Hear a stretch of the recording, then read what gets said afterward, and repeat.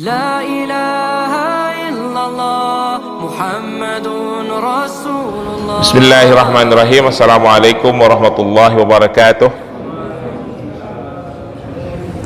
Alhamdulillahilladzi arsala rasulah bil huda wa dinil haq liyudhhira 'ala dini kullihi wa kafa billahi 'alima.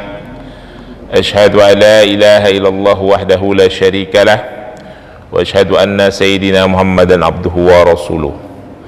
Allahumma salli wa sallim wa barik ala sayyidina Muhammadin wa ala alihi wa ashabihi wa man tabi'ahu ila yaumiddin. Rabbi israh li sadri wa yassir li amri wa hlul 'uqdatan min lisani yafqahu qawli, amma ba'du. Para jamaah sekalian, puji dan syukur kita panjatkan kehadirat Allah Subhanahu wa taala atas semua limpahan nikmat dan rahmat yang diberikan kepada kita. Alhamdulillah, pada pagi yang cerah ini kita bisa berkumpul melaksanakan salat subuh berjamaah di masjid ini, melanjutkan itikaf untuk mengikuti kajian yang insya Allah menambah wawasan dan pengetahuan kita dan memperbaiki amaliyah kita. Salawat dan salam kita berharap selalu tercurah kepada junjungan Nabi besar Muhammad sallallahu alaihi wasallam, untuk keluarganya, untuk para sahabat, untuk para tabi'in, para tabi'ut tabi'in, untuk para ulama. Dan kita berdoa untuk penulis kitab ini, Abu Abdullah Muhammad ibnu Ismail al-Bukhari, dan untuk seluruh umatnya termasuk kita semua yang ada di masjid ini. Insyaallah kita adalah umat Rasulullah yang akan mendapatkan syafaat di akhir zaman nanti, di yaumul akhir nanti. Para jamaah sekalian, mari kita lanjutkan kajian hadis yang sempat terhenti. Kita membaca kitab hadis Sahih Bukhari jilid ketiga. Hadisnya nomor 4673. Babnya bab tentang ta'alifil Quran. Ta'alifil Quran itu artinya menyusun kembali, menulis tentang Al-Quran. Ya, mari kita baca hadisnya. Bismillahirrahmanirrahim. Hadatsana Ibrahim ibnu Musa, akhbarana Hisham ibnu Yusuf, ana ibnul Jurayz, akhbaruhum qala akhbarani Yusuf ibnu Mahaki qala inni inda Aisyah ummul mu'minin radhiyallahu anha idh ja'aha al-Iraqun faqala ayyul kafanil khairu qalat wa yahka wa ma yaduruka qala ya ummul mu'minin arini mushafaki qalat lima qala la'alli u'awlifu al-Qur'an alayhi fa innahu yuqra'u ghairu mu'alafat qalat wa ma yaduruka ayyatu qara'ta qabla innama nazala awwal manazala minhu suratu min mufassali fiha dhikru al-jannati wan nar hatta idza saban nas ila al-islam nazala halalu wal haram walau nazala awwala syai'un la tashrabul khamar qalu la nada al-khamru abada walau nazala la taznu la qalu la nada zina abada laqad nazala bimakkati ala Muhammad sallallahu alaihi wasallam wa inni jariyatu wa la'bun wa amara wa ma nazalat suratul Baqarah wan Nisa ila wa anna indahu qala fa akhrajat lahu mushafa fa amlat alaihi surati. Jadi ini hadis yang lumayan panjang, Bapak-bapak sekalian. Hadis ini bercerita tentang penulisan Al-Quran. Jadi kira-kira artinya begini: meriwayatkan kepada kami Ibrahim ibnu Musa, mengabarkan kepada kami Hisham ibnu Yusuf, bahwasanya Ibnu Juraid mengabarkan kepada mereka dan meriwayatkan kepada kami Yusuf ibnu Mahakin, kala dia berkata, satu hari inna inda Aisyah ummul mu'minin, suatu hari aku bersama Aisyah radhiyallahu anha ummul mu'minin,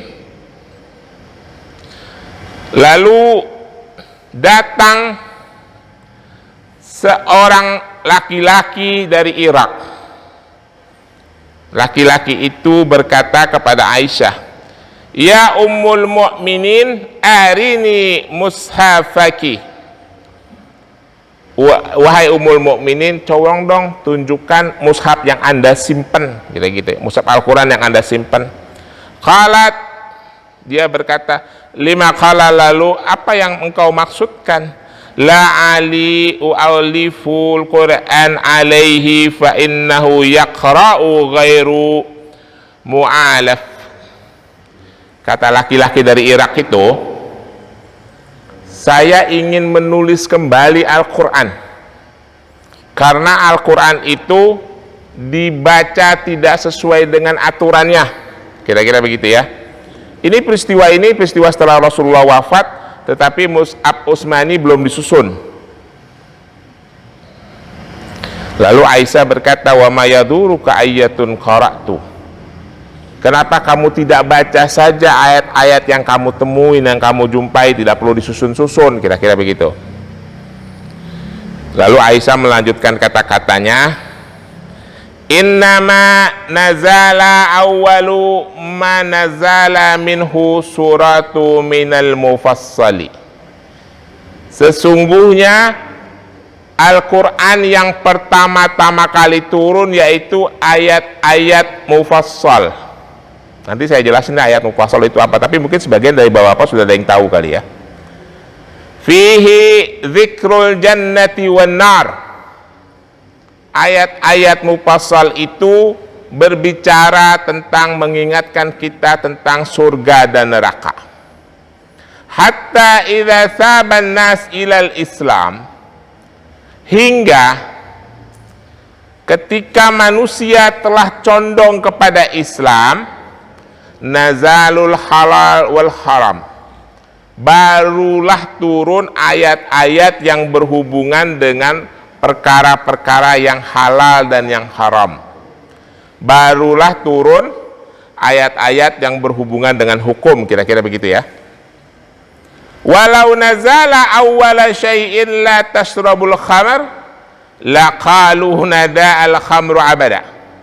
Kata Aisyah begini, seandainya dulu yang pertama kali turun adalah ayat tentang larangan minum khamr, la qalu lana da'u khamrul abada, pasti orang-orang Quraisy itu akan berkata, kami tidak akan bisa meninggalkan khamr selama-lamanya.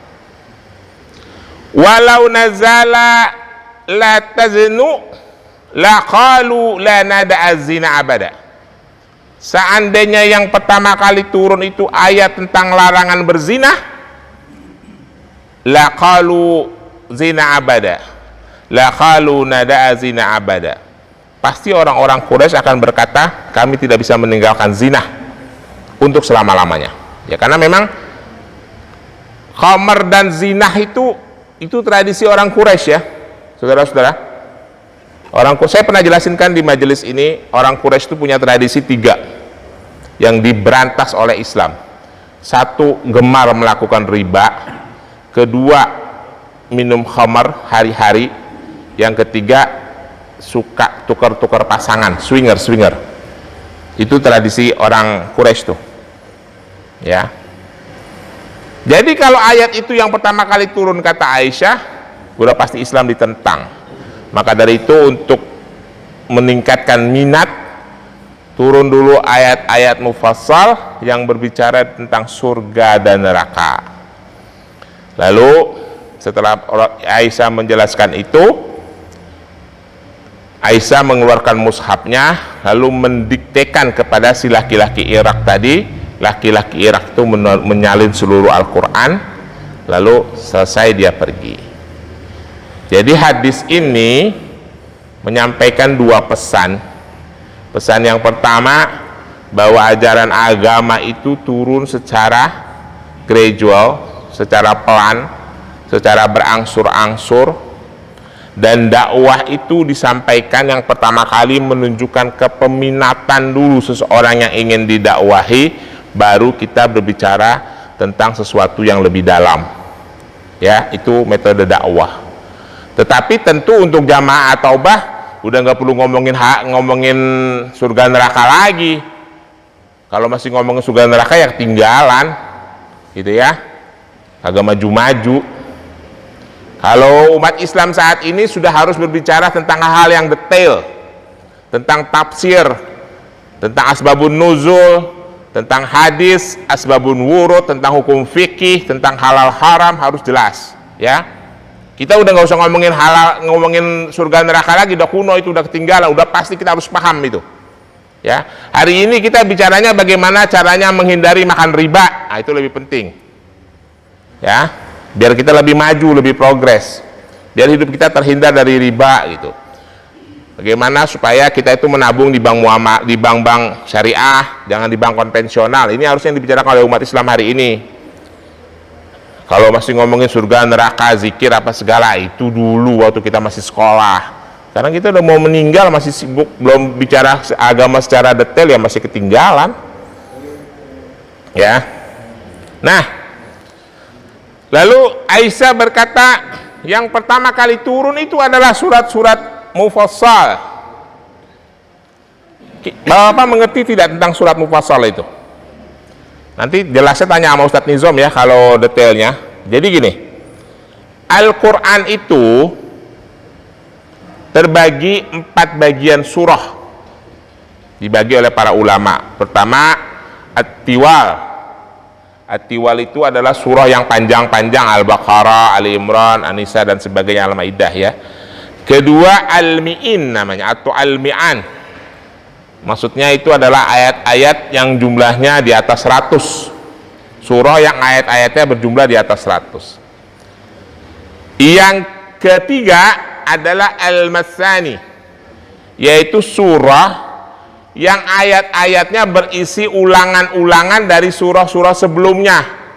Misalnya surah Al-Anfal itu banyak ulangan-ulangan dari surah Al-Baqarah ayatnya. Ya. Itu al-matsani, artinya diulang-ulang, artinya dua kali gitu, kira-kira gitu artinya. Yang keempat adalah al-mufassal. Mufassal itu artinya surah yang ayatnya terpotong-potong atau yang terpendek, yang pendek-pendek, berpasal-pasal, kira-kira gitu ya. Itu surahnya kira-kira dari surah Qaf sampai Anas. Ya, itu surah mufassal yang pertama kali turun. Nah, surah-surah mufassal itu terbagi 3. Mufassal At-Tiwal, Mufassal Al-Wasat, dan Mufassal Al-Kisar namanya. Mufassal At-Tiwal itu surat-surat pendek tapi masih agak panjang. Itu kira-kira dari Qaf sampai Al-Masur sampai Al-Mursalat. Ya. Nah, saudara-saudara, para ahli fikih itu mengingatkan, menghimbau imam sholat jamaah itu kalau membaca surah pada sholat subuh dan sholat isya sebaiknya surah-surah mufassal At-Tiwal saja, yaitu dari surah Qaf sampai Al-Mursalat. Itu boleh panjang-panjang kalau sholat subuh dan sholat isya. Tetapi kalau sholat asar dan sholat subuh dan sholat zuhur, tetapi kalau sholat asar dan sholat isya sholatnya surah-surah yang dianjurkan adalah surah Al-Mufassal, Al-Wasat, dari An-Naba sampai Ad-Duha, Amma Yatasa'alun sampai Waduha. Itu surah yang dianjurkan dibaca pada sholat asar dan sholat isya. Khusus sholat maghrib, ini suka kebalik-balik nih orang.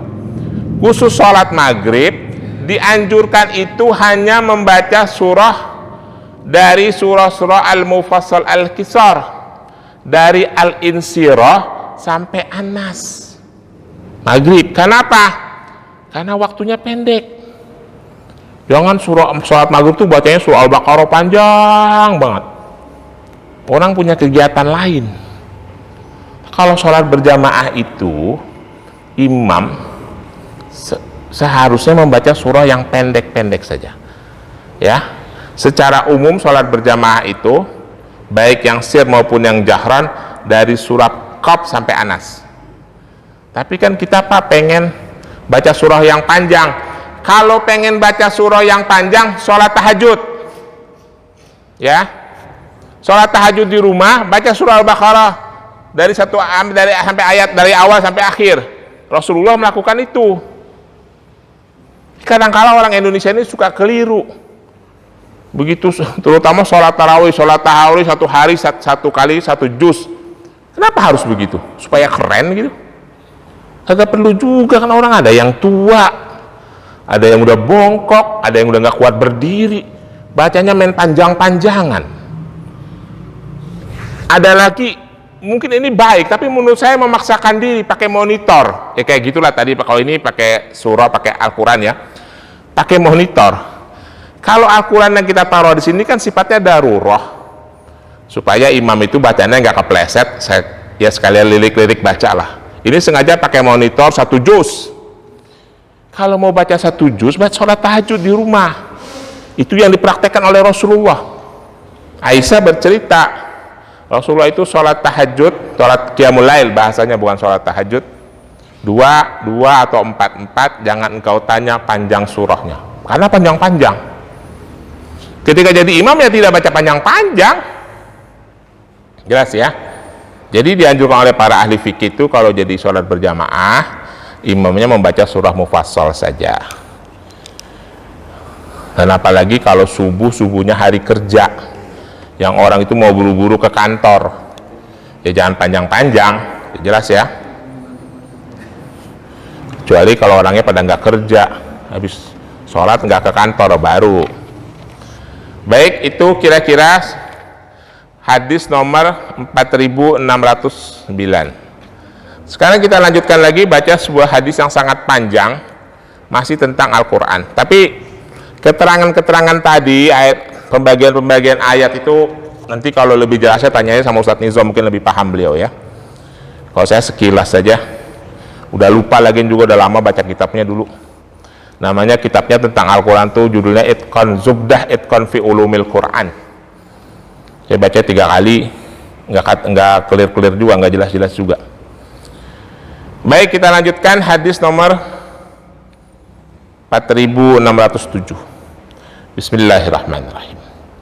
Hadatsana Sa'id ibnu Ufair qala hadatsani Lais qala hadatsani Uqail ibnu Syihab qala hadatsani Urwah ibnu Zubair ana Miswar ibnu Makramah wa Abdurrahman ibnu Abdul Qari hadatsahu annahuma, kira-kira artinya begini ya, bahwasanya Miswar ibnu Makramah dan Abdurrahman ibnu Abdul Qari keduanya meriwayatkan bahwasanya gitu, sami'a Umar ibnul Khattab yaqulu, Umar ibnul Khattab radhiyallahu an bercerita kepada 2 orang ini, yaitu si Miswar dan si Abdurrahman. Kata Umar begini, sami'tu Hisham ibnu Hakim yaqra'u suratul Furqan. Satu hari aku mendengar si Hisham ibnu Hakim membaca surah Al-Furqan ketika sedang sholat, jadi imam. Fi hayati Rasulullah sallallahu alaihi wasallam, Di masa itu Rasulullah masih hidup. Ini hadisnya penting ya Bapak-bapak, silahkan disimak. Fastama'tu liqira'atihi fa idza huwa yaqra'u ala hurfin katsirah. Aku dengerin, kata Umar bin Khattab, dia membaca surah Al-Furqan, huruf-hurufnya itu tidak lazim di telinga, kira-kira begitu ya. Lam yuqri iniha Rasulullah sallallahu alaihi wasallam, tidak seperti surah Al-Furqan yang dibaca oleh Rasulullah, kira-kira gitu. Fakattu usawiruhu fis sholati, itu karena aku mendengar si Hisham itu membaca tidak sesuai dengan bacaan Rasulullah, hampir saja gua mau cekek gitu, kira-kira kata Umar begitu. Fatasabartu hatta salam, maka tapi aku bersabar sampai Hisham selesai sholat. Falabaituhu biradatihi fakultu man akraka hadhihi surah. Setelah Hisham selesai sholat, aku tarik lengannya, aku tanya, dari mana ini Anda membaca ayat ini, kok bacaannya berbeda dengan Rasulullah? Gitu kira-kira kata Umar bin Khattab. Qala, Islam berkata, akraniha Rasulullah sallallahu alaihi wasallam, aku ini membaca surah Al-Furqan seperti ini karena Rasulullah juga membaca begini, jadi aku ikutin. Umar marah, kadzabta, engkau bohong. Fa inna Rasulullah sallallahu alaihi wasallam qad aqraniha ala ghairi ma qara'ta. Enggak begitu, kata Umar. Bohong ente. Karena Rasulullah membaca enggak seperti yang ente baca. Kira-kira gitu. Umar udah emosi aja ya. Umar kan orangnya begitu ya. Gampang kesulut, gampang emosian. Anda bohong. Lalu Umar fantalaqtu bihi aqwaduhu ila Rasulullah sallallahu alaihi wasallam. Kata Umar ini melanjutkan ceritanya. Akhirnya gua tuntun aja, gua bembeng tuh bocah, kira-kira begitu ya. Gua ajak itu anak kepada Rasulullah sallallahu alaihi wasallam. Fakultu, lalu aku berkata di hadapan Rasulullah, inni sami'tu hadza yaqra'u bi suratil Furqan ala hurfin lam tuqriniha. Ya Rasulullah, nih setelah mereka si Hisham diteng-teng nih ada Rasulullah, Umar ngomong, ya Rasulullah, ini bocah baca surah Al-Furqan kagak yang kayak Anda ajarin, kira-kira begitu. Saya baru dengar ya anak baca begini, kira-kira gitu ya kata Umar. Lalu Rasulullah berkata, baca surah itu, baca surah itu ya Hisham. Faqala Rasulullah sallallahu alaihi wasallam, ursilu iqra'u ya Hisham. Faqara'a alaihi liqira'ati allati sami'tuhu yaqra'u. Kata Umar, maka si Hisham setelah diperintahkan membaca, dia membaca surah Al-Furqan lagi di hadapan Rasulullah seperti yang aku dengar tadi waktu dia jadi imam sholat. Yaqra'u Rasulullah. Faqala Rasulullah sallallahu alaihi wasallam, kadzalika unzilat. Rasulullah bilangnya begini, Al-Quran itu, surah Al-Furqan diturunkan seperti bacaan si Hisham, gitu ya. Lalu Rasulullah ngomong lagi, Iqra ya Umar, coba sekarang ente yang baca Umar surah Al-Furqan. Maka Umar baca, faqara'tu liqira'ati allati aqra'ani. Lalu aku membaca juga surah Al-Furqan seperti yang aku dengar dari Rasulullah, tapi berbeda sama Hisham.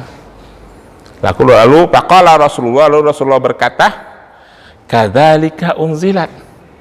Ya begitu surah Al-Furqan diturunkan. Inna hadzal Qur'an unzilat ala sab'ati uhrufin fa aqra'u mat tayassara minhu.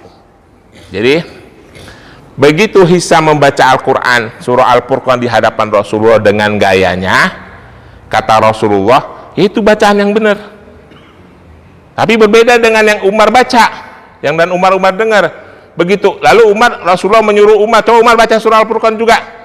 dibaca dengan bacaan yang berbeda, kata Rasulullah, ya begitu Al-Quran diturunkan. Ya, lalu Rasulullah menlanjutkan kata-katanya, sesungguhnya Al-Quran itu diturunkan dengan 7 model dialek. 7 model dialek. Ya. Sab'ah urfin. Nah, saudara-saudara sekalian, ada beberapa hadis yang menyampaikan tentang cerita sab'ah urfin. Tapi ini membuat para mustahid, para ahli istihad beristihad dan tidak clear dengan pernyataan Rasulullah ini. Sehingga ada berbeda pendapat.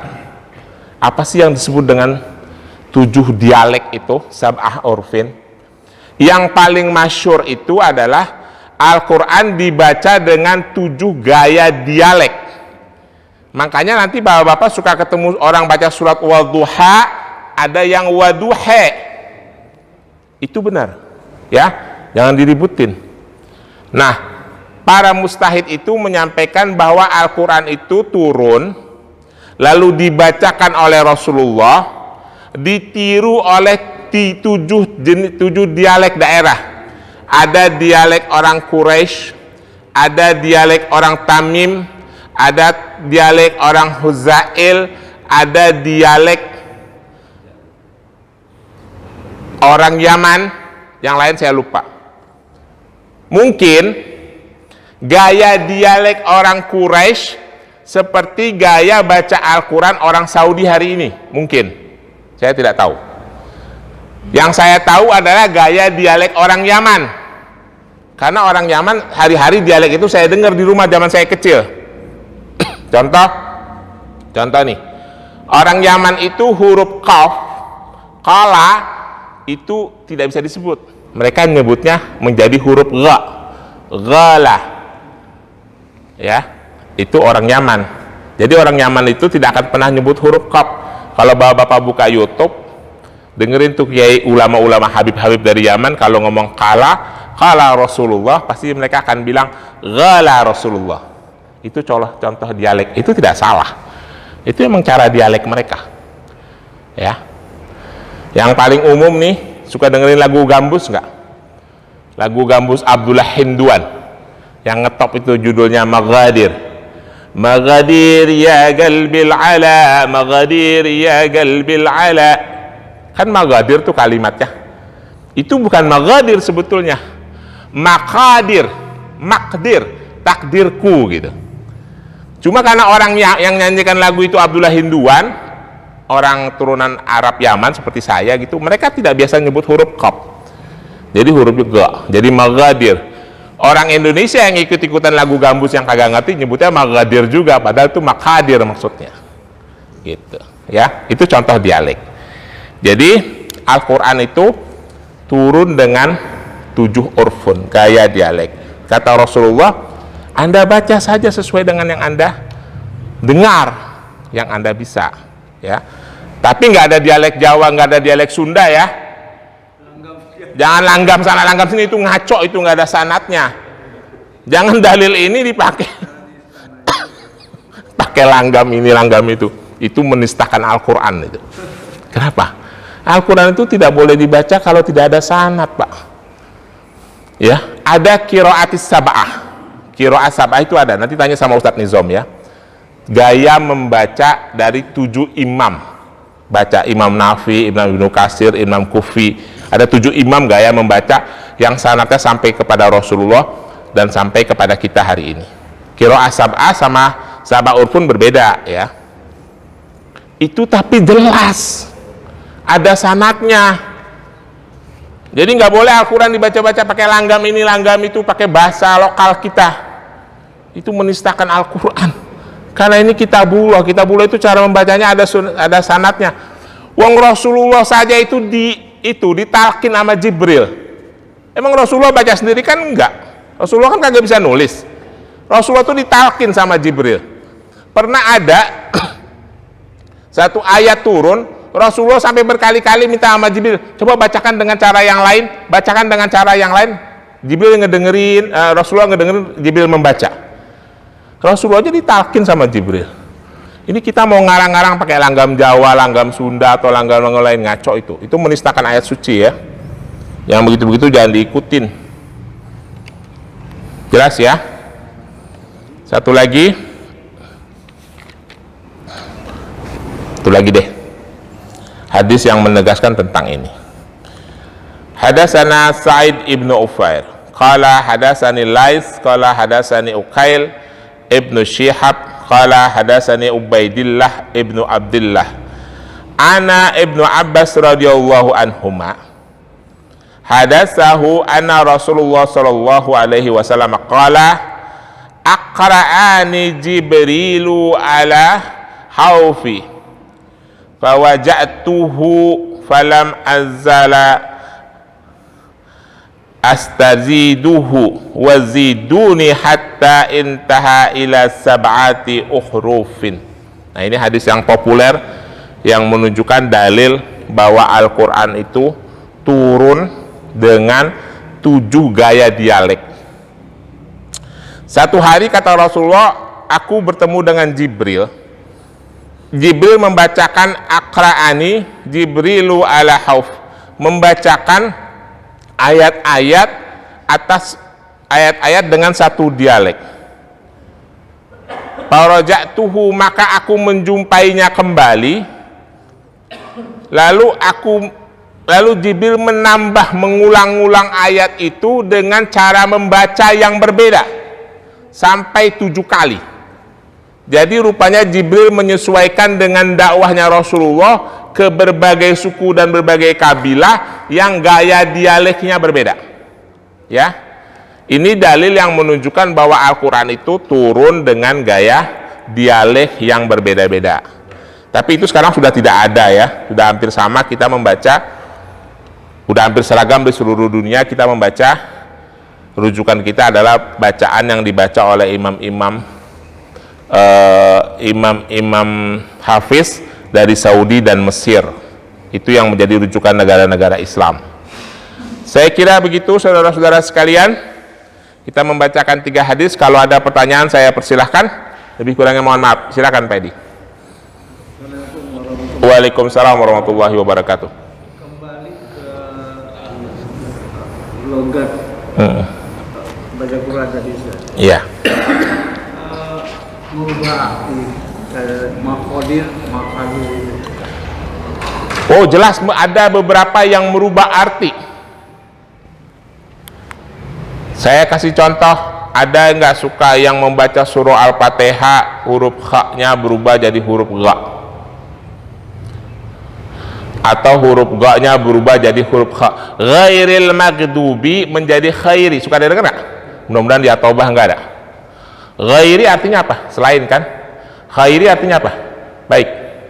Beda jauh kan? Nah itu. Maka dari itu gini, makhraj huruf itu sebetulnya gampang. Tidak ada alasan kita tidak bisa menyebut. Orang Indonesia itu lisannya paling sempurna. Alhamdulillah orang Indonesia itu dapat anugerah dari Allah, lisannya paling sempurna. Orang Yaman tadi saya cerita itu, sama-sama Arab, dia nggak bisa huruf ka itu, kaf. Kala jadi kala. Tapi orang Indonesia huruf apa aja dia bisa. Ini ada kisah nih Pak. Tapi nanti bagian yang ini jangan di ini ya, jangan di ini. Oh, siap. Ada kisah nih. Kisahnya apa ini? Sayangnya itu gampang mengucapkan huruf Arab. Memang huruf Arab itu huruf yang paling sempurna. Tidak ada di abjad negara manapun yang ada huruf do-nya kecuali huruf Arab. Itu paling sempurna dengan perubahan lisan. Bapak lihat aja nih, alif, ba, ta, sa, ja, naik, ha di sini, kha, dal, zal, za, ra, gha. Jadi semua posisi lisan di dalam mulut kita itu kena. Huruf yang lain belum tentu ada. Gitu, ya. Indonesia walaupun abjadnya lengkap, tapi ada serapan dari abjad asing. Seperti W, Y itu, Y, W itu serapan asing. Indonesia nggak punya aslinya itu V, itu serapan asing. Arab yang paling lengkap. Nah orang Indonesia lah yang paling bisa melafadzkan. Kalau kita belajar paling pas, gitu. Jelas ya? di luar topik boleh nggak sih? Nah, boleh. Saya pertama nanya masalah sholat sunnah.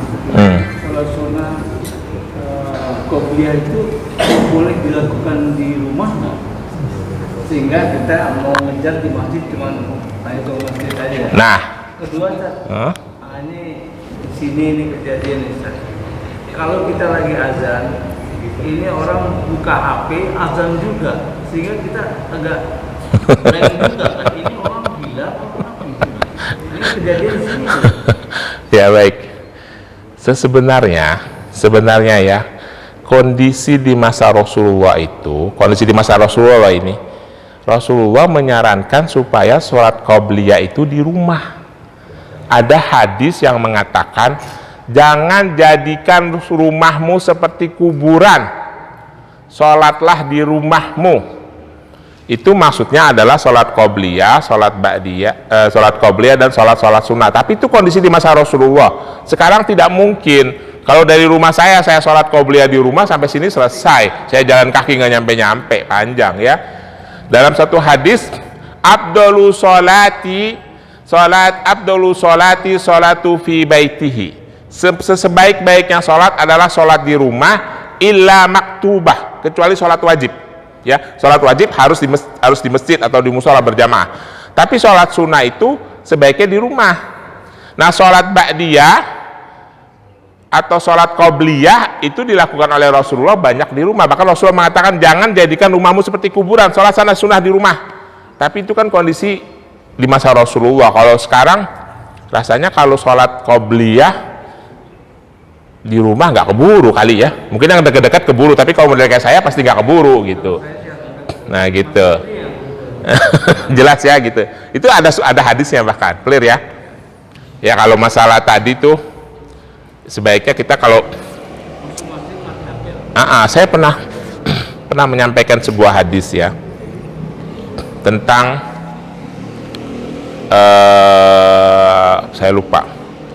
Jadi seseorang itu